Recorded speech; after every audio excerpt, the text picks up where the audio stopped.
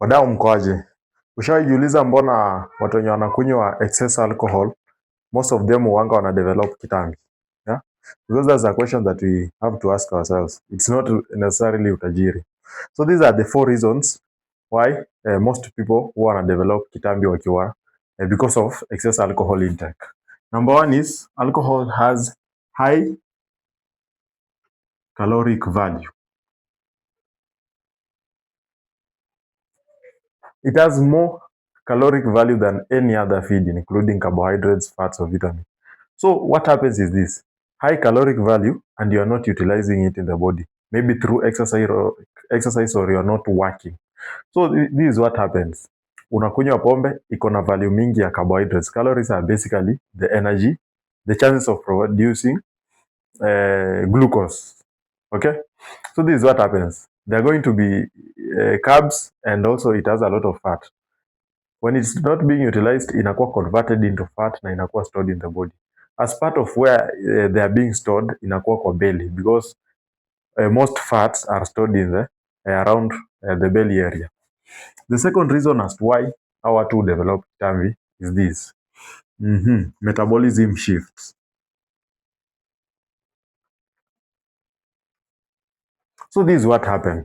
Unakunywa pombe, mwili ina shift parts of that break down foods, including liver, the GIT, and everything shifts into metabolizing or breaking down alcohol. So inasahau hizi foods ingine, kama umekula carbs, kama umekula fats, inasahau or it forgoes to focus on the breakdown of alcohol. So what happens is this: hizi foods zingine now they are not being utilized.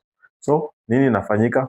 Zinakuwa converted into fat, na similarly inakuwa stored around any areas of the body, and more so, or in most cases, the belly. The third reason is this: lifestyle.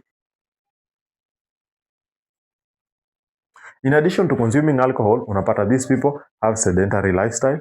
These people consume directly now the fatty food, the feeds with excess carbs. So nini ina happen hapa hivi?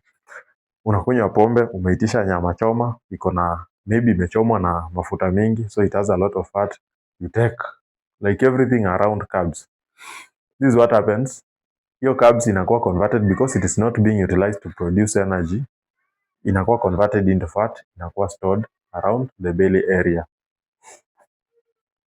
The fourth one is alcohol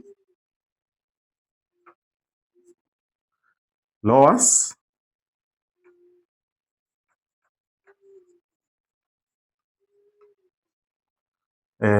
production.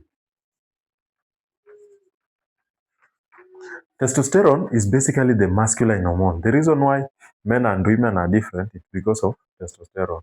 It defines a man as a man, and a man is basically masculine. So what happens is this: unakunywa excess alcohol, inaenda ina reduce production of testosterone. So what happens? You start now accumulating and getting idle fats. Fats are not now being broken. So unapata you accumulate fats na inakuwa deposited around the belly area and even other areas of the body.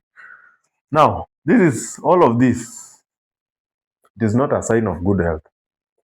I'm saying excess consumption of alcohol. You can take alcohol in moderation.